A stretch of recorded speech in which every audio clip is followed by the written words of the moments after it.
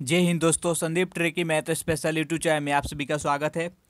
Physics का practice set number 10 लेकर आ चुके हैं। इससे पहले प्रैक्टिस सेट नंबर 1 से लेकर 9 तक नहीं देखे होंगे, तो बिहार फॉरेस्टर 2020 फिजिक्स नामक प्लेलिस्ट बना रखे हैं, वहां से जाकर आप सारी वीडियो देख सकते हैं। इस वीडियो में भी हम फिजिक्स का टॉप 20 क्वेश्चन देखने वाले हैं, जो कि आपके आने वाला एग्जाम बिहार पुलिस वनपाल 2020 के लिए बेहद ही इंपॉर्टेंट है।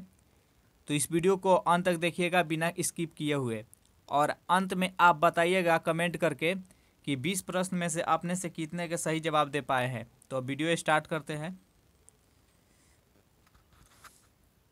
देखिए, पहला प्रश्न है। इस वीडियो में हम 1 से 81 से लेकर 200 तक का प्रश्न देखेंगे।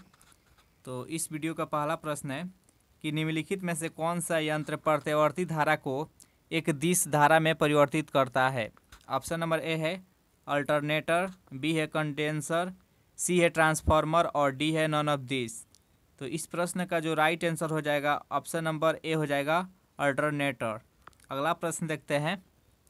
देखिए, प्रश्न है कि साइक्लोट्रॉन किसको त्वरित करने के लिए प्रयुक्त किया जाता है। ऑप्शन नंबर ए है परमाणु को, बी है आयन को, सी है प्रोटॉन को और डी है ये सभी।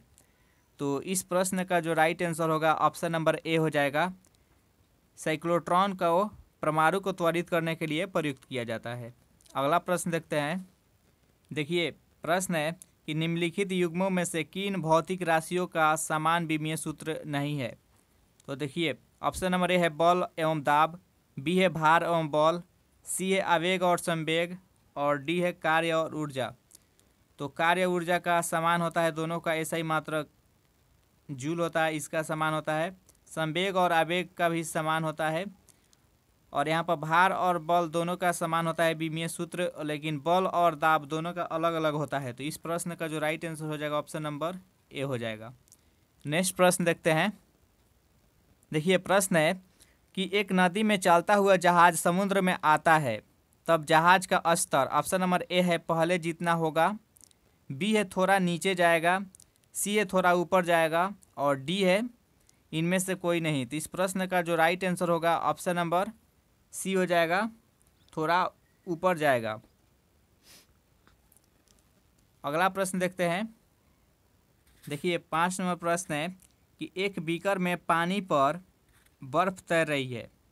जब बर्फ पूर्णतः पिघल जाएगी तो बीकर में पानी का तल में क्या परिवर्तन होगा। तो ऑप्शन नंबर ए है बढ़ेगा, बी है पहले बढ़ेगा बाद में घटेगा, सी है घटेगा और डी है उतना ही रहेगा।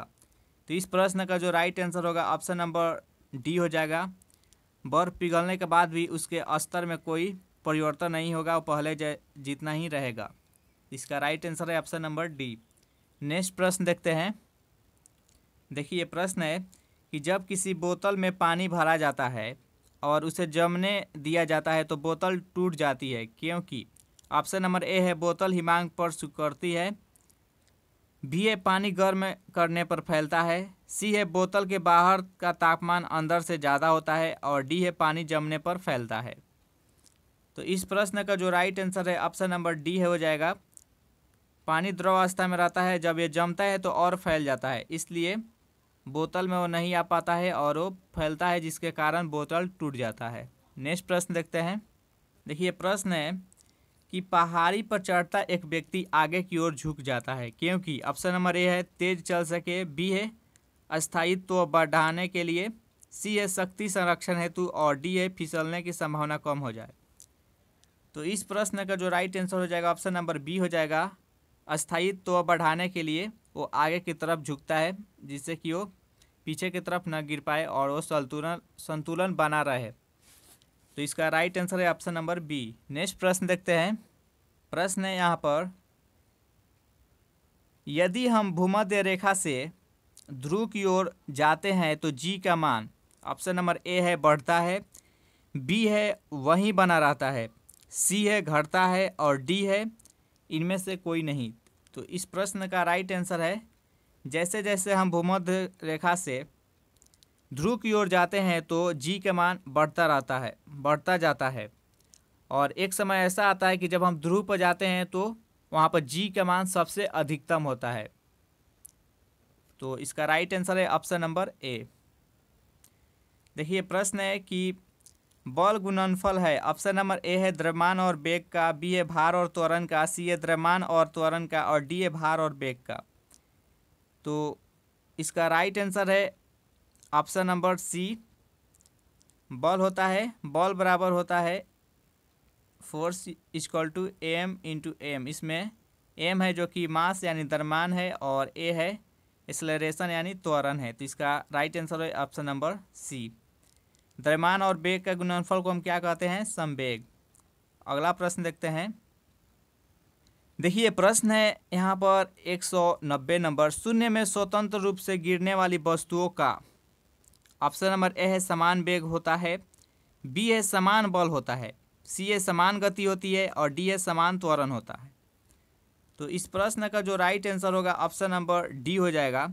शून्य में कोई भी वस्तु गिराया जाए, या वो भारी हो या हौला हो, सभी समान त्वरण से नीचे की तरफ गिरते हैं। तो इसका राइट आंसर है ऑप्शन नंबर डी। नेक्स्ट प्रश्न देखते हैं। देखिए प्रश्न है कि एक लड़की झूले पर बैठी स्थिति में झूला झूल रही है। उस लड़की की खड़े हो जाने पर दोलनों का आवर्त काल क्या हो जाएगा? ऑप्शन नंबर ए है कम हो जाएगा, बी है अपरिवर्तित रहेगा, सी है अधिक हो जाएगा, और डी है इनमें से कोई नहीं। तो इस प्रश्न का जो राइट आंसर है ऑप्शन नंबर ए हो जाएगा, कम हो जाएगा। अगला प्रश्न देखते हैं।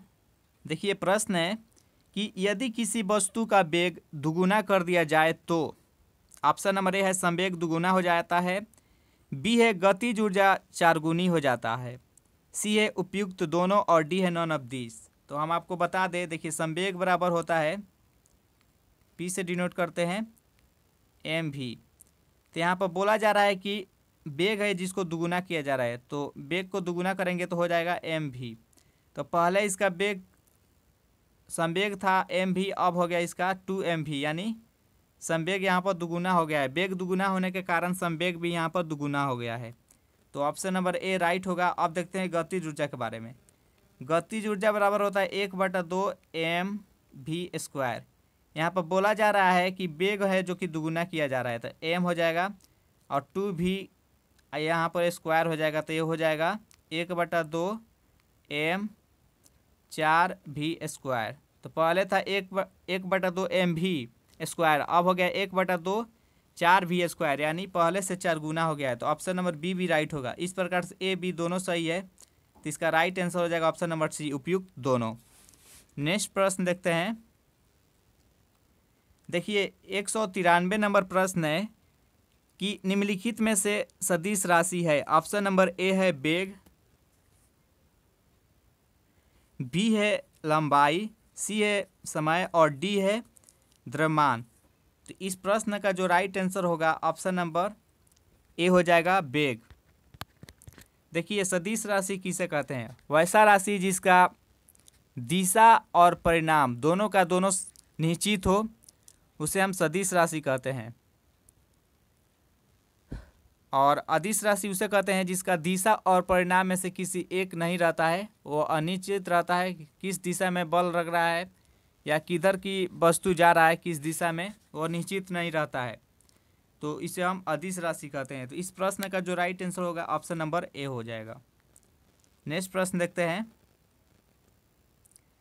प्रश्न है कि न्यूटन की गति का प्रथम नियम क्या कहता है? ऑप्शन नंबर ए है संवेग संरक्षण का नियम, बी है गतिशीलता का नियम, सी है जड़त्व का नियम, और डी है इनमें से कोई नहीं। तो इसका राइट आंसर है ऑप्शन नंबर सी। देखिए न्यूटन का प्रथम नियम और जड़त्व का नियम दोनों का दोनों एक समान है। न्यूटन का गति का प्रथम नियम ये न्यूटन के द्वारा दिया गया था, और जड़त्व का नियम गैलीलियो गैलीली के द्वारा दिया गया था। तो यह ध्यान रखिएगा। नेक्स्ट प्रश्न देखते हैं। दिया है कि दो वेक्टर जिनका मान अलग है। ऑप्शन नंबर ए है उनकी दिशा अलग होगी, बी है उनका परिणाम शून्य होगा, सी है उनका परिणाम शून्य नहीं हो सकता है, और डी है इनमें से कोई नहीं। तो इसका राइट आंसर है ऑप्शन नंबर सी। जब दो वेक्टर है तो उसका मान परिणाम कभी भी शून्य नहीं हो सकता है। तो इसका राइट आंसर है ऑप्शन नंबर सी।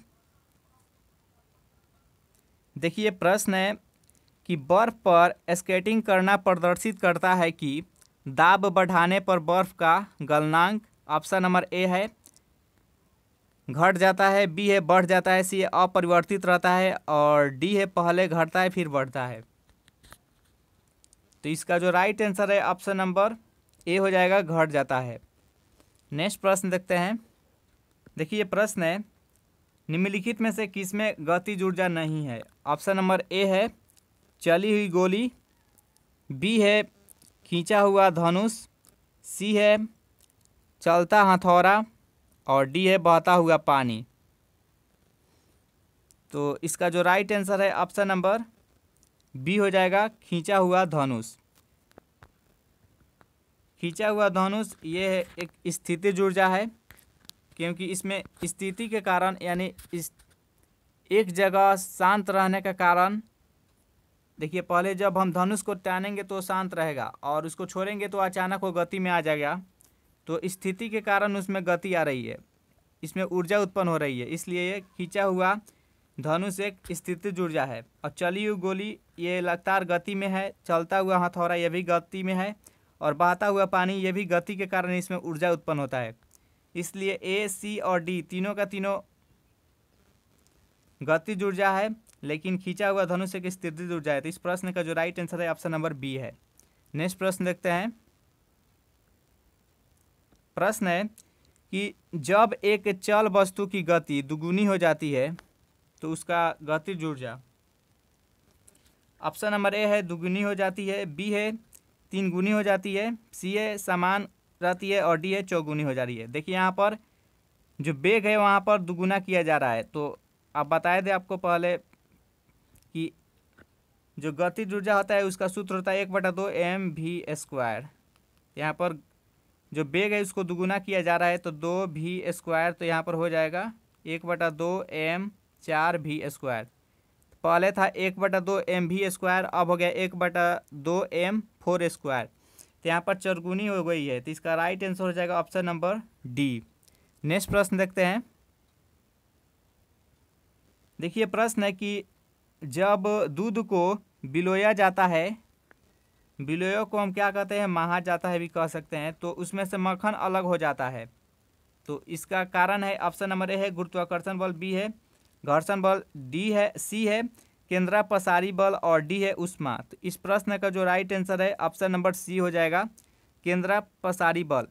केंद्रापसारी बल को एक और नाम से जानते हैं जिसको हम बोलते हैं अपकेंद्रीय बल। तो इसका राइट आंसर है ऑप्शन नंबर सी। तो ये 20 महत्वपूर्ण प्रश्न लिए थे फिजिक्स का, जो कि आपके एग्जाम के लिए बेहद इंपॉर्टेंट है। तो आप कमेंट करके बताइएगा कि इस 20 प्रश्नों में से आप कितने का सही जवाब दे पाए हैं। तो वीडियो आपको अच्छे लगे तो इसको लाइक करें और अपने दोस्तों के पास शेयर करें, कोई भी ग्रुप हो। और आपसे रिक्वेस्ट है कि अगर इस चैनल से नए जुड़े होंगे तो प्लीज़ चैनल को सब्सक्राइब कर लें। तो thanks for watching this video, मिलते हैं नेक्स्ट वीडियो में।